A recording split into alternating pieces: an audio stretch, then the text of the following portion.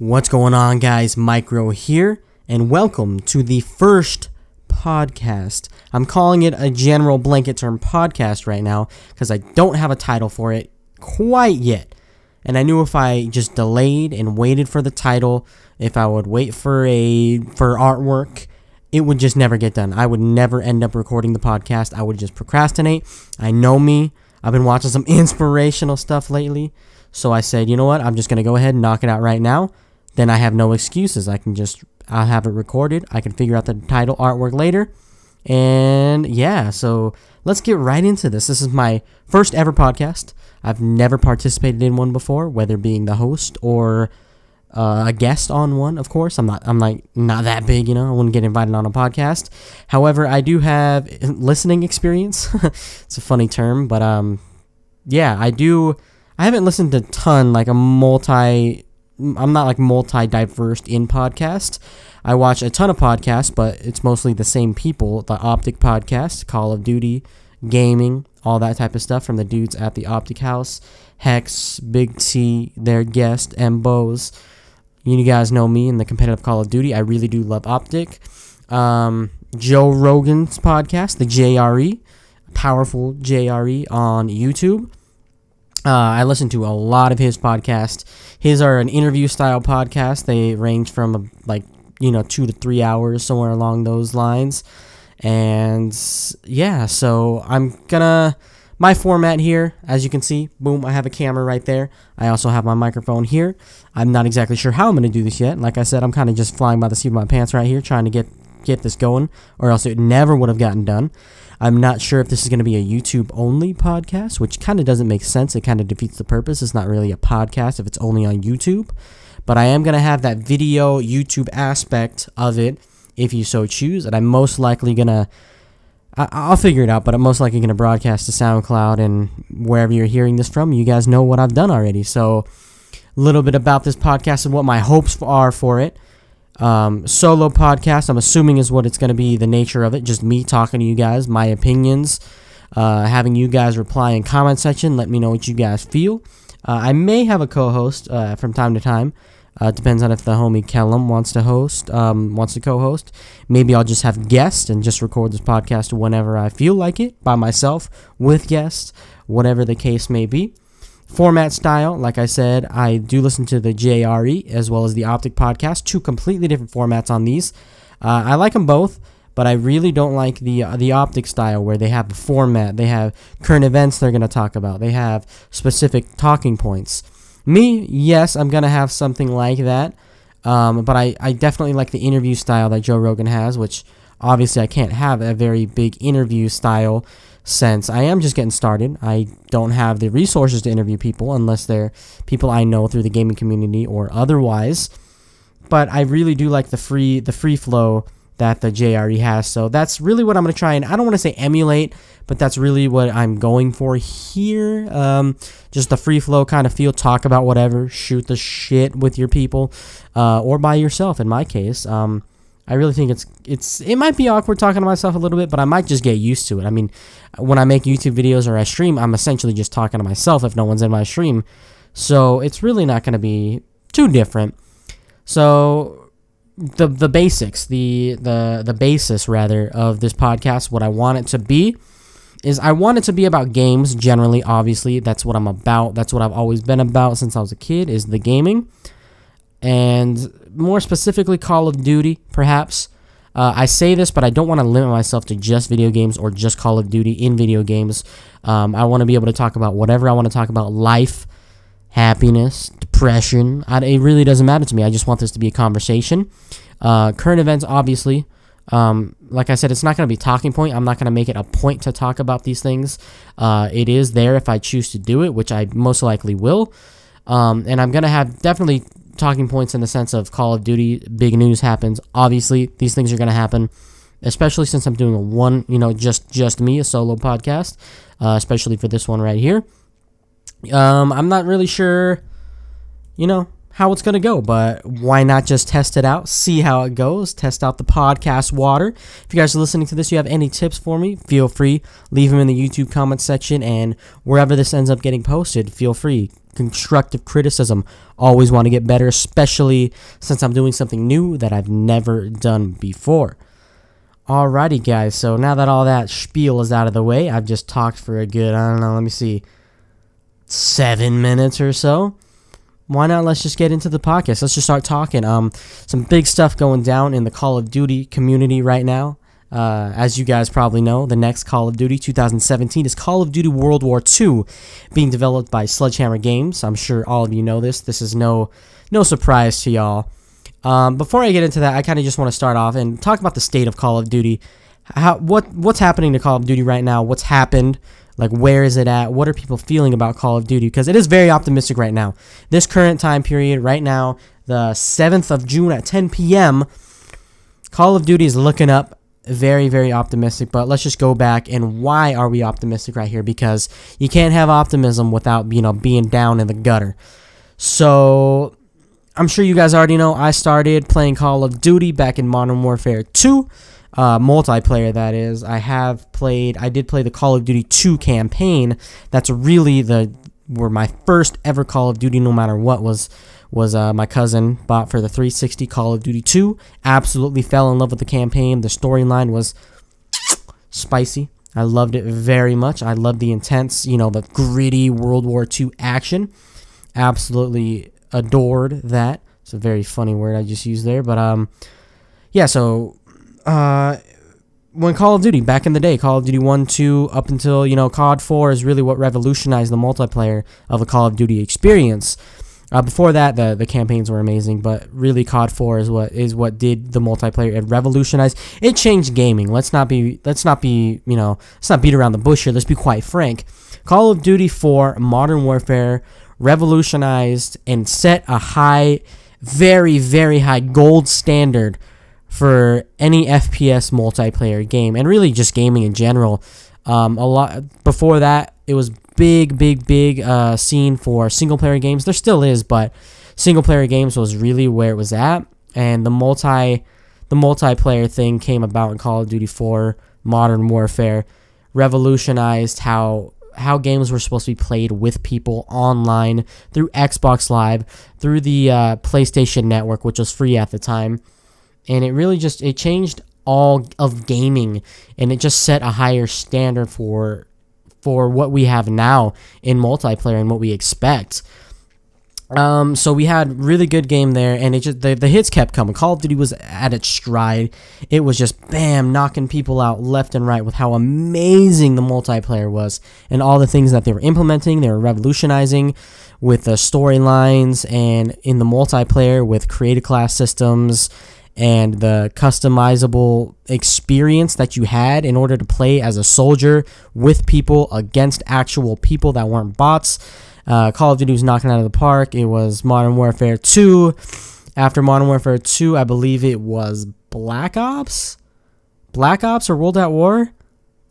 Yeah, I'm not really sure the order of the games. I'm forgetting right now. I do know this. I just can't think of which ones came first. I can never remember if World at War came first or if Modern Warfare 2 came first. So they were just knocking out of the park. Everyone loved World War 2 or Modern Warfare 2, Modern Warfare 1, obviously, COD 4, Black Ops. To this day, people love the first Black Ops game. The second Black Ops game is renowned as the greatest competitive FPS game of all time to a lot of console players, because Black Ops 2 really just hit something with the competitive community. With the league play that they had, and with just the tournaments they had, the tournament setup that MLG had, it was really, people just highly regard this Black Ops 2 as one of the greatest competitive games. So what happened? Like, why? I'm sure everyone knows what happened to Call of Duty, where there's so much negativity, there's so much backlash because of the events that transpired. And so let's just back up a little bit, just a little bit more. I don't want to jump too far ahead, but Call of Duty was great. Obviously, everyone loved it. The multiplayer experience, and really where I think we hit the wall with Call of Duty competitively, especially. Okay, let me differentiate real quick between public matches and competitive public play and competitive play. Let's stick with that. Let's call it that. Which is it's kind of a unique experience to Call of Duty. I would definitely have to say, because a lot of the popular games right now, and you guys have to understand, I'm coming from like a competitive mindset, even though I haven't been playing competitive Call of Duty for that long. I'm just thinking most games that I'm thinking of competitively are geared towards competitive play. They're geared towards not even a national, but like a worldwide competitive fan base. I'm talking Counter-Strike Go, or any Counter-Strike for that matter. The main staple of that game is their competitive play. While they do have their casual play, and they have, their deathmatch or whatever. Let's be frank here. People that play casual in that game are exactly casual players. They just pick up the game to whatever, come home from work, play a game or two, relieve some stress. Their team deathmatch is pretty much just a warm up for casual or competitive play. And then you have other games like League of Legends. I've never played League of Legends, but I've never heard of that game even having public matches. It might. I'm not saying it doesn't. I'm just saying it's so big in the competitive scene that I don't even know if it has public matches or public play. You get that game, you get it because you know of the competitive scene and you want to play competitively in that game, and the list goes on. So Call of Duty in this sense is kind of unique as the public play, people that want to pick up this game to do that, relieve stress, play with their friends. It's an arcade first-person shooter. The public play outweighs the competitive play in Call of Duty immensely. I'm talking like 10-1 here. There are so many people that play publicly on Call of Duty where the competitive play kind of just gets drowned out. It's an underground type thing. Like, I remember when I was a pub player, I was a pub player since Modern Warfare 2 all the way to like the middle or end of Ghost. I started playing competitive Call of Duty. I didn't realize I realized, but I really didn't grasp the concept that there was a competitive scene. I knew from Halo, because I would play Halo, my cousins would play Halo. I knew about MLG and that you could actually like make money from playing video games. But when everyone was starting to move over to Call of Duty, especially me, I thought that was like a Halo exclusive type thing. I didn't actually know that it spanned across multiple games, let alone Call of Duty, especially since really no people that play publicly have ever heard of competitive play on Call of Duty. Especially me, when I started playing, I was a young kid. I couldn't really hear about that. There was no grapevine, so to speak, of competitive Call of Duty. That's the perspective on how much public play outweighs the competitive play. So just going on with that, I went on a tangent there and lost my point. Where we kind of went wrong with the Call of Duty thing in terms of competitive play. And maybe some public play, but really it doesn't apply to that as much, as though it still has. Call of Duty has not lost sales with public play. Let's just be honest here. You can say whatever you want. People can say Infinite Warfare has the lowest sales and whatever. But if you really look at the numbers, have they though? Have they really dropped off that much? Or is this just you can really just see the competitive play, because of the choices that they made to serve the public play, has suffered. So just getting back to my point on like where we tapered off was, I know a lot of people are going to want to say, with the addition of the advanced movement that Sledgehammer implemented in their first rendition of their first game of Call of Duty that they worked on by themselves. I know they did help on Modern Warfare 3 with Infinity Ward. They helped make that game. But their first title, Advanced Warfare, that they made exclusively by themselves, a lot of people are going to want to say with what they implemented on there was cool at first, but it kind of killed the series in the sense that it changed the game so much. They had so much innovation in that game that it diluted what Call of Duty was all about. The nitty gritty, down to earth. You're a soldier. You have a gun. You're fighting with your team. That's what Call of Duty is about. No jumping in the air, no running on the walls. That's the mentality. I can definitely see a lot of people having this, and it's definitely attributed to what happened to Call of Duty and the quote unquote downfall. Even though I'm pretty sure Call of Duty is bigger right now than it has ever been. I just thinking back, Black Ops 2 was such a good game, and then after Black Ops 2, it was Modern Warfare 3, which was a really good game. Mostly good feedback. Competitive play was really good. I know they had some LAN issues or whatever for competitive play, but I know it's renowned as a really good game and people love to play it. And after Modern Warfare 3 was, I don't know, Call of Duty Ghost, I believe. No, because that's 2 Infinity Ward games. So it had to have been Black Ops. It had to have been. Here, let me actually look up here because I don't want to. I just need to know. Call of Duty games in order. And I'm so sorry. I'm not going to be doing this very often, guys. I'm going to have a better talking point here, but this is the pilot episode of this podcast, so I want to make sure my facts are straight and I'm on topic here. So it goes World at War, Modern Warfare 2. Okay, so World at War is before Modern Warfare 2. It went Black Ops, then Modern Warfare 3. Where are we? Okay, so Call of Duty Black Ops, then it went Modern Warfare 3, and then it went Black Ops 2, and then it went Call of Duty Ghost. So it went Modern Warfare 3, Black Ops 2, Call of Duty Ghost.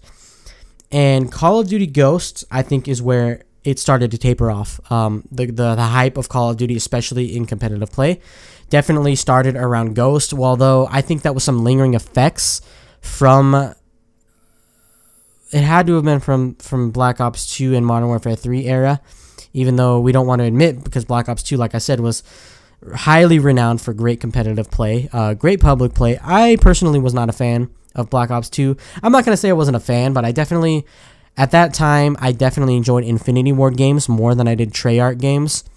I loved the Modern Warfare series, and I didn't care so much. The Black Ops series, when they started that, I really didn't feel like that was Call of Duty to me. Basing that mainly on the single player, Black Ops 1 didn't feel like a Call of Duty to me. I don't know why. It gave me that feeling, so that's what I had. And so just getting back on topic here, really around Call of Duty Ghosts was when things started to take a downturn for the Call of Duty franchise, and that was in 2013 that game was released. It got a very bad rap. The story, starting off the single player is really good, and I have to talk about the single player. I know you guys mostly know me, and I'm gonna be talking mostly about multiplayer gameplay, multiplayer anything, if I am talking about Call of Duty. But I've had this thing where I always, it's changed a little bit from when I started, but I fell in love with the Call of Duty 2 campaign, which I said before. And I was really big into single player games, so even when I started to play multiplayer, when I got Call of Duty Modern Warfare 2, I always made it a point to finish the single player campaign before I would even touch multiplayer. That's just something I had to do. I had to get that storyline out of the way, especially since they do a very, very good job making single player storylines on Call of Duty games. They always have. I have yet to play a Call of Duty storyline that I have not loved, but I would always finish the storyline before hopping on multiplayer. Now it's I have to at least start the campaign before I hop into multiplayer, but I don't have to absolutely finish it before I hop into it. That's just something for me. However, the multiplayer side of Ghost, even though the single player was great, it had a great storyline, and they did leave us with a cliffhanger, which leads us to believe that they are going to make a Ghost 2 at some point, or at least try and finish off that storyline. If they don't, that's a pretty big cliffhanger to just leave us chilling with. But the multiplayer side of things on Call of Duty Ghosts is where it started to taper off, and this is where people started to get upset in competitive play. I'm speaking competitive play right here. Competitively, let me just get that out of the way, and then I'll go publicly. So competitively, people started to get really upset with Call of Duty. They felt like they weren't being listened to. The competitive players, coming off of Black Ops 2, which the guys at Treyarch heavily listened and put an emphasis on competitive play with their league play system, where it was competitive Call of Duty with people that might not even known about like game battles and stuff of that nature. They can still create a team and play competitively in the league play, and it was addicting because it had a system in which you were ranked according to how well you played and if your team won games. So you would have single player ranks, and then you'd also have team ranks, and it was addicting because you would want to get, say if you got silver, you're going to want to get gold, and they even broke it down to tiers. If you were in tier 1, or I forget how I think you were in you had divisions like an Echo Fox division 1, 2, 3, and 4, and you work your way up to that, and you knew once you got to Echo Fox 1, say, you were gonna rank up to Diamond 1, and then you go through, and then you rank up to Diamond 2, or however you did it, or however they did it. And it was just really addicting because it was a reward system that kept you engaged, it kept you wanting more. And that's really what lent the success to competitive Call of Duty in Black Ops 2, in my opinion. And then what hit Ghost so hard was that they had a version of that league play in their game. I don't even remember what it was called. That's how much it dropped off. But it was nowhere near as successful as Black Ops 2 was with theirs.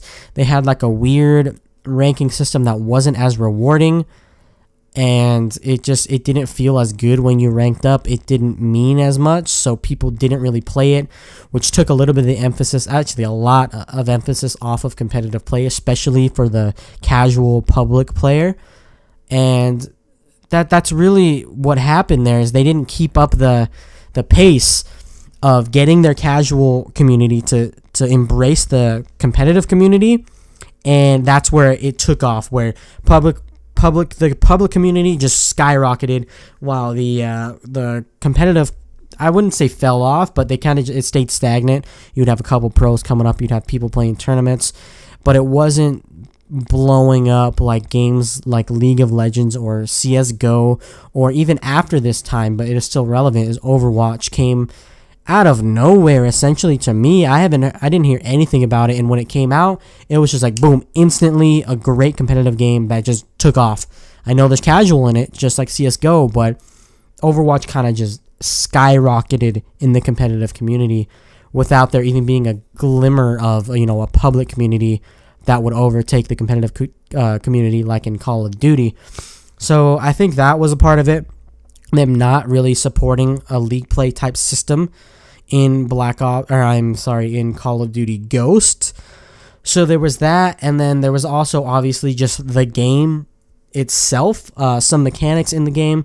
And Call of Duty Ghost with this gets a lot of flack that it was a very bad game and some stuff didn't make sense and the connection was awful, and there was just, you can go on and on about the negative things that people say about Call of Duty Ghost, but really it wasn't as bad as people think, and it wasn't really as bad as people felt in the moment. And looking back at that now that we've had how many games since Advanced Warfare, Black Ops 3, and now Infinite Warfare, we've had 3 games since then. We're in the cycle of the 3rd game.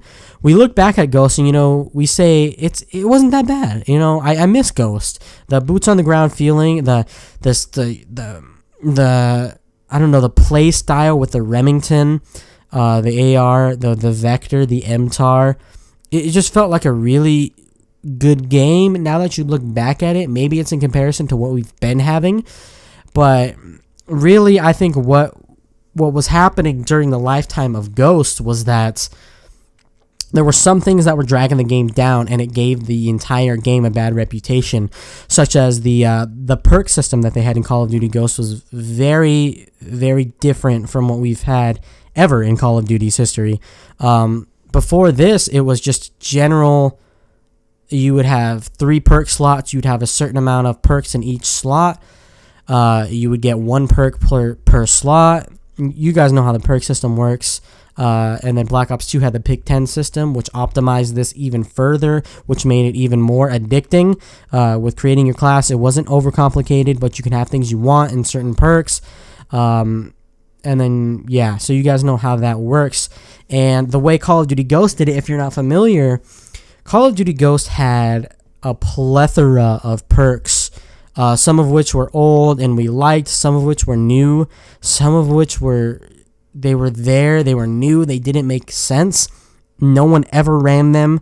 There was just way too many selections for perks, which at the time I personally enjoyed because I would just run stupid amount of perks, not very many attachments or whatever. I don't really remember how the system worked there, but it was a downfall in the competitive play and the public play together. It was a downfall for both, is what I'm trying to say, just because it was different and there was too many options. And I know you may think like more options is good. It gives you more. It gives you options, is exactly what that is. It gives you more things to do, more things to help you, to aid you, to guide you. But it gets to a certain point where it's just unnecessary. There was things that I literally never saw anyone, or I never personally used ever, just because they didn't make sense. And there was a lot of those. A majority of the perks in Call of Duty Ghost had gone away and no one would even notice. So that was a big thing with Call of Duty Ghost that kind of gave it a bad reputation. It kind of dragged it down in the moment. Another thing was, and this is a big issue for me, especially since this is the game I started playing competitively in, was the connection. I don't know what happened in this game, but in my opinion, I think for me personally, this was the biggest downfall, and it still continues to be the biggest downfall of Call of Duty was, and this might be a test to all the internet that came up in this time. Google Fiber, you have Fios with their internet, you have fiber optic internet, you have business people with video games playing on business lines. This is the biggest problem for me personally, and you guys know this if you followed me competitively or otherwise on my Call of Duty channel, on when I used to stream on Twitch back in the day. You guys will know this, and that's the connection.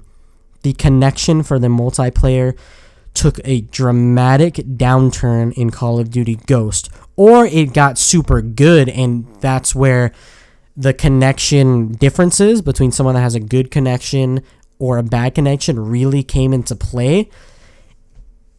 It all started in Call of Duty Ghost. Now that I think about it, this wasn't a very big issue in Black Ops 2 for me that I noticed playing publicly.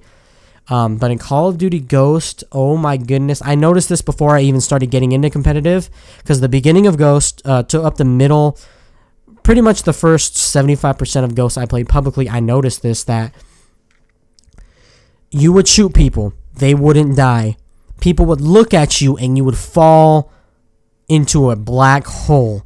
It didn't make sense on what was happening some of the times, most of the time, in my opinion. I was running at the time, I think it was 15 down, 1 up, something like that, on AT&T Uverse internet, which wasn't the worst. The speeds were pretty bad, 1 up, 15 down, or something like that.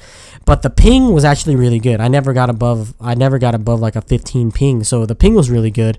But the speeds could not keep up. People were literally seeing me before I was seeing them on Call of Duty Ghost.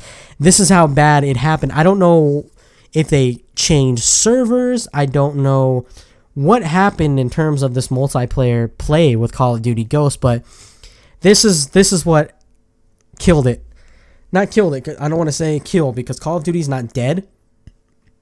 But this is definitely what hindered it and gave Call of Duty a pretty bad reputation in my eyes. Even if other people don't see it this way, this is, from my perspective, what happened and why there's so much backlash starting at Call of Duty Ghosts was the connection, man. The servers, if it was the servers, were just completely bad and inconsistent. And I know bad is a broad term, and it's because I don't know any other way to describe it. I use bad because it was inconsistent, I guess, would be the better of the two words there. Just because, like I said, you would melt sometimes. Sometimes you could blow someone up with a nuke and they wouldn't die. and other times it felt like people were shooting nukes and you were shooting nukes, and sometimes it felt like you couldn't die, and sometimes it felt you couldn't survive. You get hit, someone sneezes at you, and the gust of wind from across the map on Warhawk would kill you. That's how it felt sometimes. Super inconsistent, and that's really where it all started. Going into the next game. Okay, let me actually, I said I was going to talk about public as well. If you guys play Call of Duty casually, publicly, the public community, I want to say, is the blanket term I'm using for this. And I'm pretty sure most of that community isn't going to be watching this video, but I'm going to go over it just in case you are a casual public community player on Call of Duty. It was all right. It was good. I enjoyed Ghost for the first part. I was in clan. Call of Duty Ghost specifically did really great stuff with their clans, which it wasn't competitive. It was like a public competitive type thing. You join a clan. They had these clan wars with the app where you can like take over points in game modes, whether it be search and destroy, hard point, domination. And there was like tiers, so there's like big clans with like 300 members, medium clans with like 50 to 100, and small clans with like 15 to 25 people, something along those lines. That was great. I was in a giant clan. We always dominated. We were always in the medium to large range, depending on how many players we kicked out that month or whatever. And that was really addicting for the public community, because I remember playing that, grinding out clan wars, and you could level your clan up, and it took so long to level up your clan.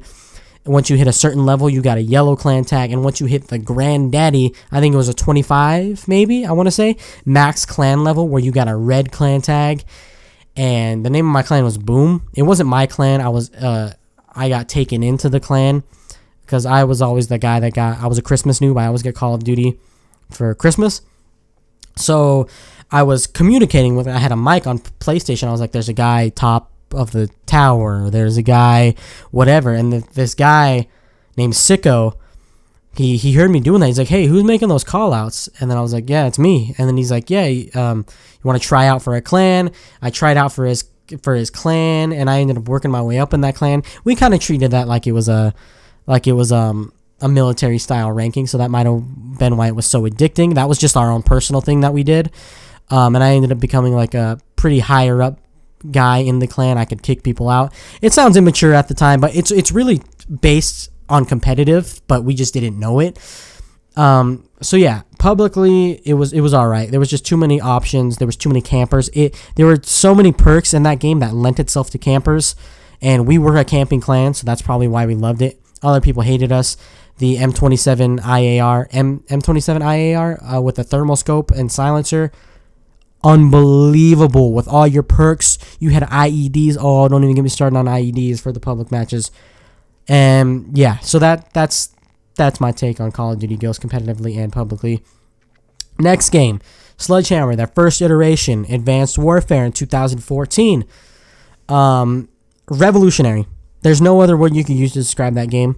I mean, obviously, there's many different adjectives and words you can use to describe that game, but the one word you cannot deny was that Call of Duty Advanced Warfare was innovative and revolutionary. Whether for the good or bad, that's totally hearsay. That's totally objective. That's up to you whether you enjoy the new advanced movement that they implemented or not. But revolutionary for sure, innovative, absolutely. This game changed.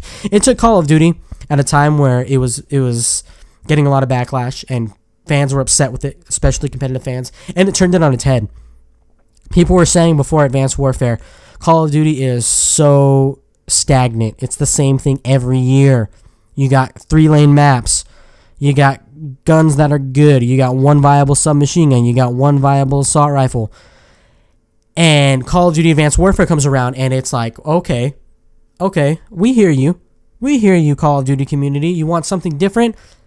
How about we take a first-person shooter that started as a World War II game, boots on the ground, the most real feeling you can get in war, boots on the ground, your teammates stabbing people in the face. Not really the face, but you guys get the gist of it. And how about we take it into the future? And Modern Warfare 2, Black Ops 2 took it into the future, but this was like, no, we're not just going to take you into the future. We're going to take you into the distant future, We're going to imagine something that is being worked on in the current day, and we're going to put it in this game as if it's been perfected, as if we have super soldiers out there with the exosuit. The exosuit changed Call of Duty in Advanced Warfare. For the better or worse, you decide, but it absolutely revolutionized the movement, wall running, the boosting, double jumping, boosting into the air, to the sides. It changed the way people played Call of Duty and the way you had to think about Call of Duty, and competitively especially. And at first, it was awesome. People were like, okay, they listened to us. They heard that we were tired of the same old Call of Duty, and they changed it. They added wall running. You could run on walls. You could boost 20,000 feet into the air, it seemed like, with the verticality was what they so heavily emphasized when they were, sorry if I'm bumping the mic, if they were, as they campaigned and advertised before the release of Advanced Warfare, and everyone was stoked. I remember watching a Nadeshot video where he reacted or watched the live stream to Call of Duty Advanced Warfare, and that iconic scene from the trailer where I don't remember the name of the map, but there's a guy running with a knife out. He hears someone behind him, so he runs underneath like a catwalk, boosts up into the air, and boosts backwards behind the guy that was chasing him, and then knifes him.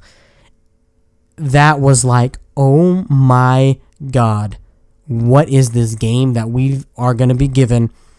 And everyone was so excited. And for the first 3-4 months of the game, it was awesome. People were enjoying it. It was I believe the first tournament of that game was the highest viewed tournament of Call of Duty history or something like that. It was something like that. It broke a record. It was like the highest number of viewers that they've had in a while or something along those lines.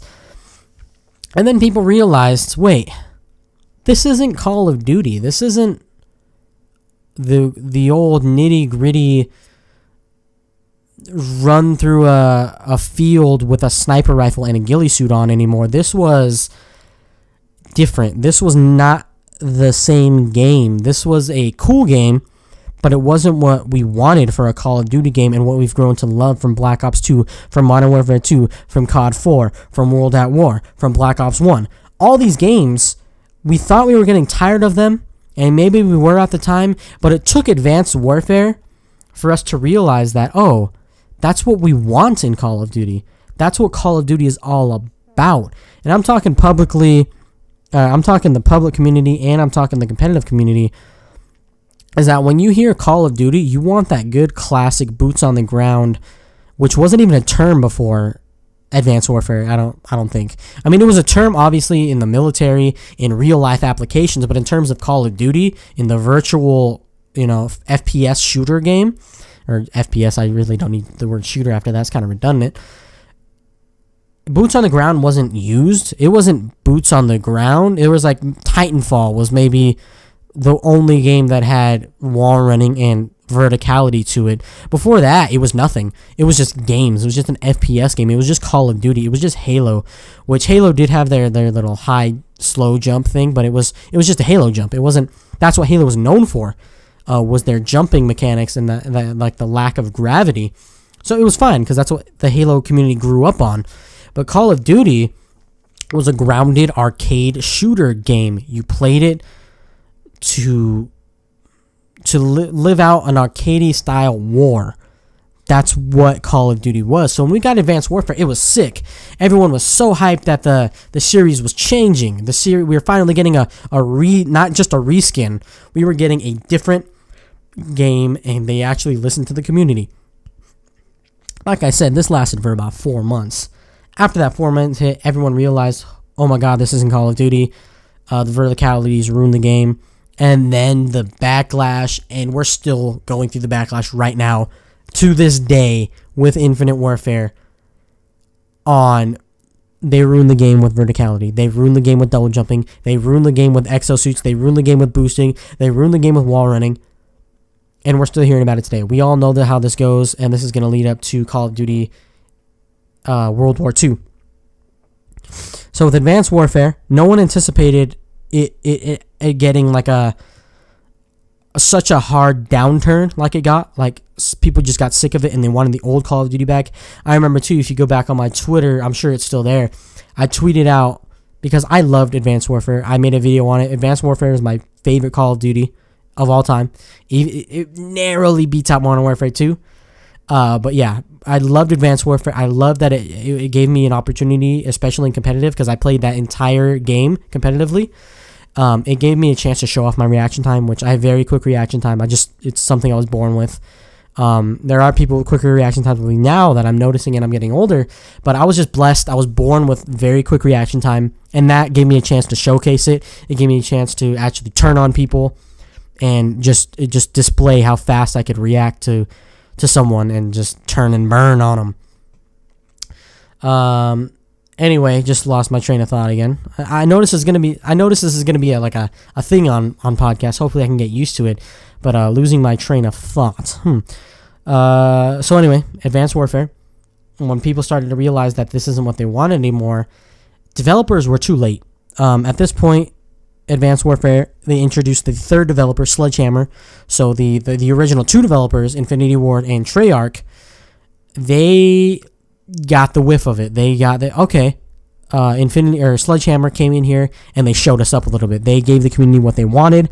They're listening to the community. So let's take action after what they did. Let's implement the boost jumps. Let's implement the wall running. Let's implement the verticality. Let's implement the future aspect of Call of Duty that the fans want to see. Little did they know, 4 or 5 months after the game came out, it was going to take a dramatic turn, and by that time it was too late. Infinity Ward, Treyarch, they had already started developing their games with boost jumping, with wall running, with the futuristic rigs in Infinite Warfare. They were specialists in Black Ops 3, and it was implemented in Black Ops 3. So they took it up, and they didn't know. They didn't know what was about to happen. They didn't know that the Call of Duty community was going to take an even bigger downturn than it did in Call of Duty Ghost. With Advanced Warfare with the connection, I did get better internet in there, so I didn't notice it as much, but I still did notice it. You play against these guys on MLG or on UMG. At the time, I mostly played MLG. UMG wasn't a thing because I didn't play wagers in my personal life.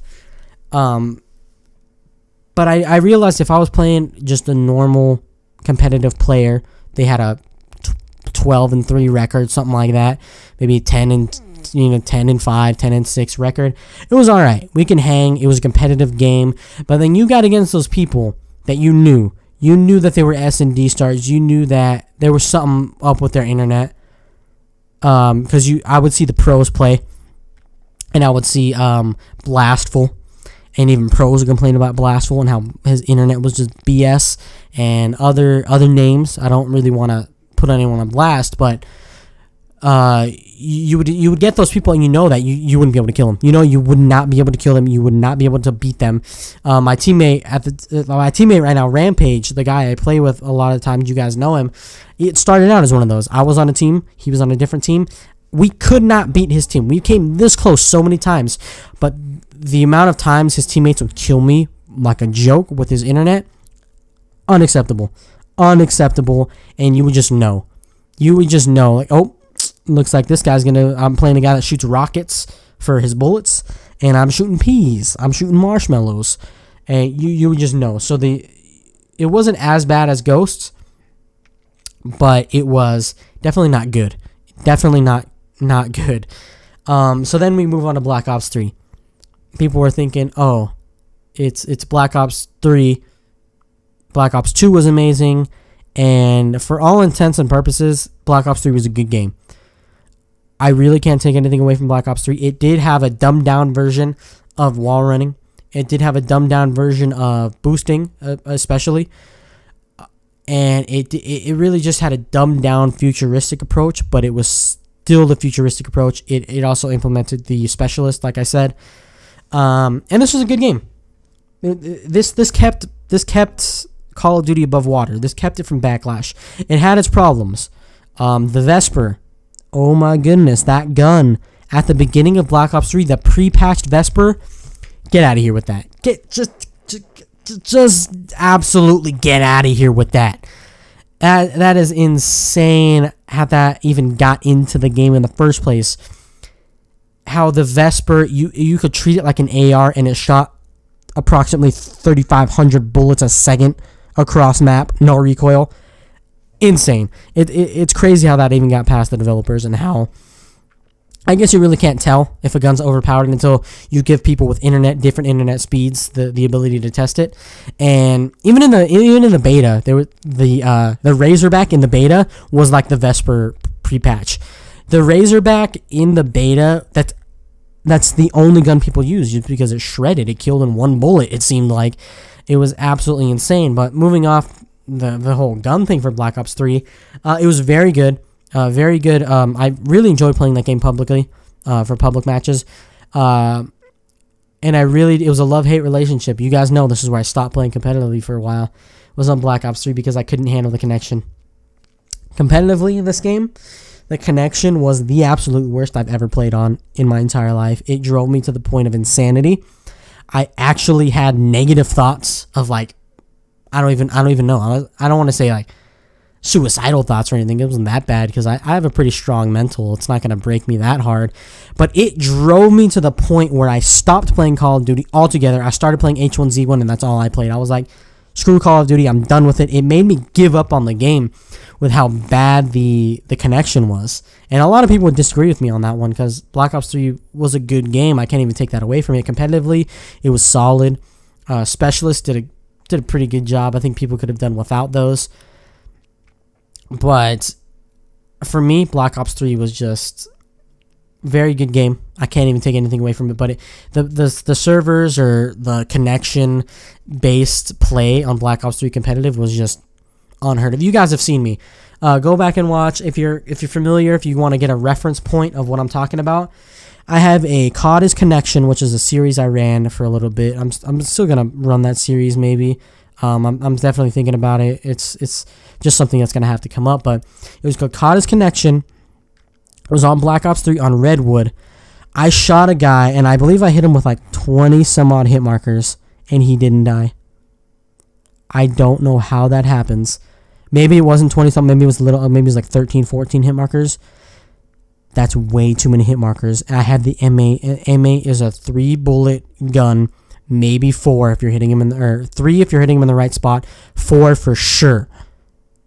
I got like 14, 15, 16, 17, something like that. Crazy, ridiculous amount of hit markers. Homie didn't die. We lost the round. That's the stuff. That's the stuff right there that'll drive you to insanity, as it did me as I stopped playing. I don't want to turn this into a pity party, but that's what happened there. That was my end, the end of my competitive play on Black Ops 3, so to speak. Did not play much more after that. I started playing wagers. I still played after that, and I got into wagers. That's where it really started. That's where I really realized, oh, I don't even stand a chance. If I can't make like my internet up to par with these people, I literally don't even have a chance to kill them. And so, yeah, that's what happened in Black Ops 3. In my opinion, that's what killed it for me. But Black Ops 3 kept us afloat. Black Ops 3 was a good game. Oh, the storyline. Whoo, baby. If you've never played a Black Ops 3 storyline, or I mean, if you've never played a Call of Duty storyline, if you're only in it for the multiplayer or the third, maybe zombies, play that campaign. I swear to you, it's a masterpiece. It is probably one of the most ingenious single player games I've ever played, and this is coming from like a mostly multiplayer game. The campaign on Black Ops 3 was game changing for me. Like you gotta have a very good storyline now after following Black Ops 3 storyline. There was a point in that Black Ops 3 where I felt ill. I literally felt like I wanted to throw up. That's the emotion and just the Inception type stuff they added into that campaign. Boy, if you're ever gonna play just one campaign of Call of Duty, play that one. Modern Warfare 2 is a close, and Modern Warfare 1. Play those ones, but Black Ops 3, if you're into Inception type stuff, boy, it'll blow your mind. It's such a good campaign. I can't say enough good things about that campaign, and I really can't believe that it wasn't as big a deal as it was for me in the media, the general public. Publicly for Black Ops 3, solid. Very, very solid. Not much you can complain about. Really, other than like the Shiva with high caliber, people would spam, and all the DLC that they had, and it was kind of BS sometimes. The R3K, you would get one bursted with that up close, and there's little things like that that really can't be fixed. There's always going to be imbalances, but really solid game for the public community in Black Ops 3, and that brings us to today, 2016, the current game we're on, Infinite Warfare. We do have Modern Warfare Remastered, and I'll talk about that a little bit in a second, and why I think that's kind of like it's more of a negative than it is a positive. We all wanted to go back with these two games we've had with verticality, wall running, boosting, fast, really, really fast-paced gameplay. We all wanted to see a different game that was slower, and that's why Remastered COD 4, MWR, was released, is because, and Raven did a great job with that game, don't get me wrong. I never really played multiplayer on COD 4, but you can tell it captures the essence of what that game was. Boots on the ground, M16, AK-74U, the nades, the stuns, which were annoying, but you can tell people loved them. That was a part of the game. That's why it was remastered. But sticking to Infinite Warfare right now, more jumping, more wall running, more rigs, like we already know, because they had started making their game after Advanced Warfare came out and after boost jumping and verticality was the thing. It was the it thing. They thought that's what the Call of Duty community was. They thought that was the new staple for Call of Duty. And this game, I had very high hopes for it, and it confused me. It really did confuse me about this game because everyone was worried, and Infinity Ward knew that everyone was worried that it was going to be boosting verticality, all this crap that we keep mentioning, which I necessarily don't have a problem with, but everyone was worried. And the thing that confused me was that when we were getting teasers for this game, when they were trying to get when they were trying to hype the game up a little bit, the term boots on the ground kept coming up. And everyone was like, it's happening. We're back, boots on the ground. They must have not started working on verticality. They must have not started with the boost jumping and the exosuits. And Infinity Ward kept saying over and over and over, and it made it pretty apparent that it was going to be boots on the ground, or so we thought. That's why I'm confused, is because the boots on the ground, they used it at least 4 times in every freaking sentence. They kept saying boots on the ground, boots on the ground, boots on the ground. And everyone was like, oh my god, boots on the ground. They're iterating that it's going to have boots on the ground. Little did we know that they were talking about it's a very objective thing that they were talking about, where it would have the boots on the ground feeling is what they started to use once we found out that there were exosuits from that trailer that had so many dislikes compared to. I'm actually going to look up the number right now. I'm going to go to YouTube right now. I'm going to look up this number so you guys know and see. I don't want to skew the number either. It's something like 250,000 likes, I'm guessing, to like 7 million dislikes. I'm just guessing. Let's actually search it up.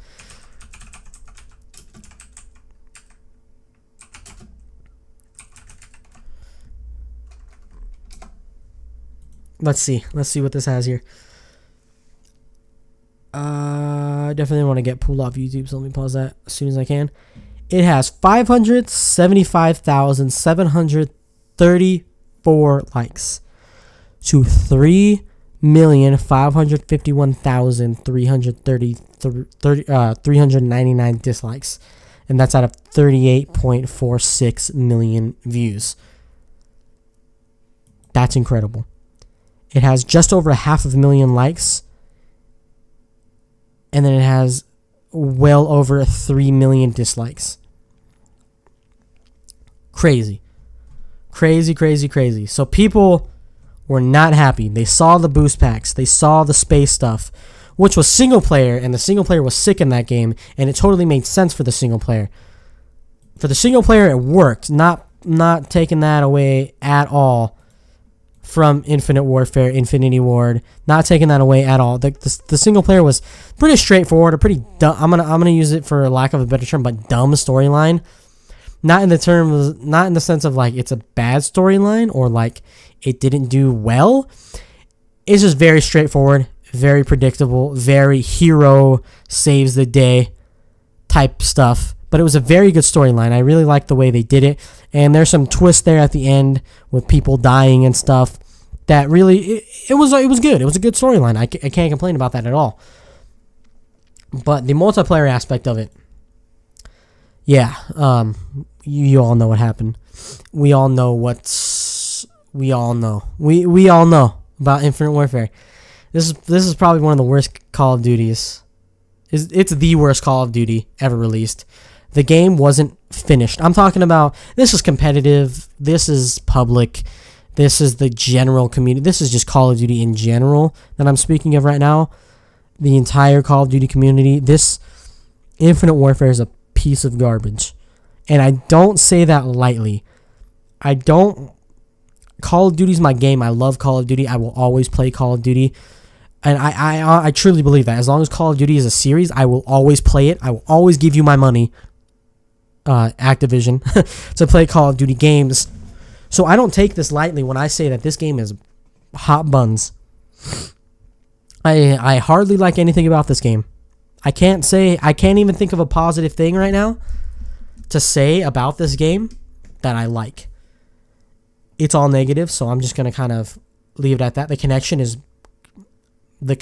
so bad. Sometimes I have a hard time finding team deathmatch games. I'm trying hard to not turn this into like a bash session on Infinite Warfare. They have. I just want to play Hardpoint sometimes. I like Hardpoint. It's one of my favorite game modes. You can't play Hardpoint by itself. It's tied into another game mode where you join a lobby and it's either a Hardpoint game or it's either a Defender game. You're trying to tell me I can't just play a Hardpoint game? I have to worry about getting a different game mode that I don't like? They do the same thing with Kill Confirmed. It's like Kill Confirmed and some other dumbass game mode.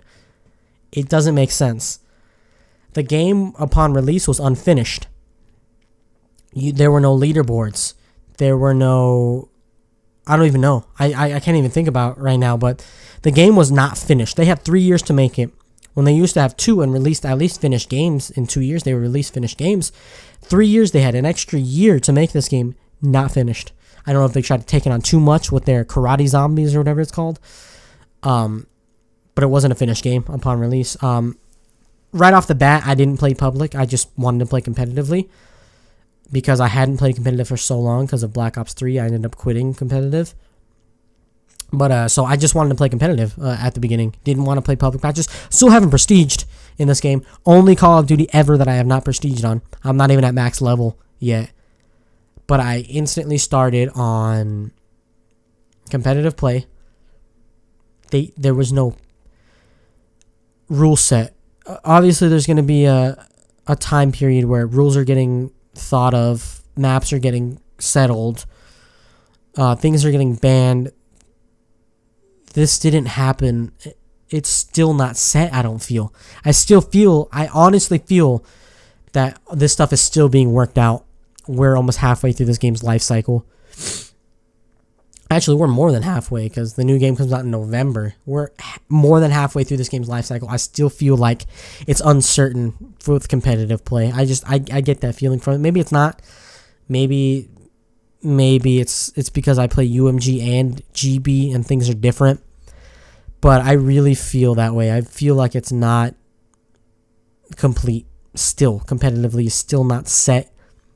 People aren't playing it. People aren't watching it. That's just the way I feel. This really is turning into a bash session on Infinite Warfare right now. There's a couple reasons why I think this is happening. Is the connection. People are sick of this boosting stuff, which really that's just the community being fickle. Versus say we don't want a reskin game, we want a new game. They finally get the new game, then everyone cries, oh no, we want Call of Duty back. Why can't they just leave Call of Duty the same? We all know how that goes. People are going to be fickle. That's really nothing the developers could do about that. That's just community not knowing what they want. And when the developers were trying to give it to us. Not even going to step into the whole DLC weapons and supply drops and all that. Because if they do that aesthetically, there's no problem with that. Take my money. Here, take my money. I want that camo. Take my money. Don't give someone a better gun because they give you money. that's a whole different debate. I'll maybe talk about that on the next podcast. Something like that. Damn, I've been talking for an hour. Yo, I'm proud of myself. I didn't think I'd be able to do this. Hey, what's good? Anyway, so yeah. The thing, going back to the MWR and why I said that this might have been more of a negative thing than a positive thing. Of course, people want that nostalgia.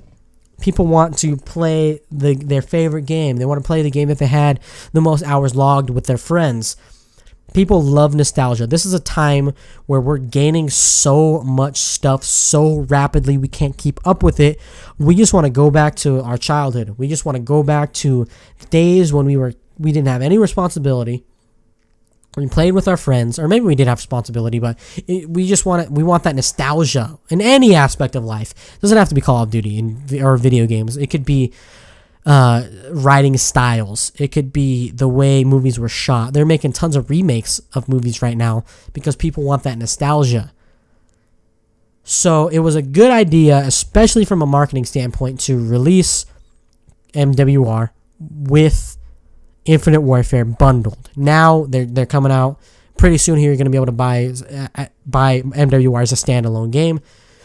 Why I think this was negative for Call of Duty Infinite Warfare especially was because it split the community from casual players that wanted to play with their friends on MWR again, to competitive people who wanted to relive their heydays, winning tournaments, winning back when they were at their prime of being a professional Call of Duty player. And then you have the new version, the TJ Haleys, the some of these new guys that really prosper on these like boosting games, like an Attach, for example. They want to do their thing on Infinite Warfare, have fun boosting with their reaction time, while the old people like Scump, the Nade Shots, the Mercs, the J-Caps, they all want to go back and play the Emboses.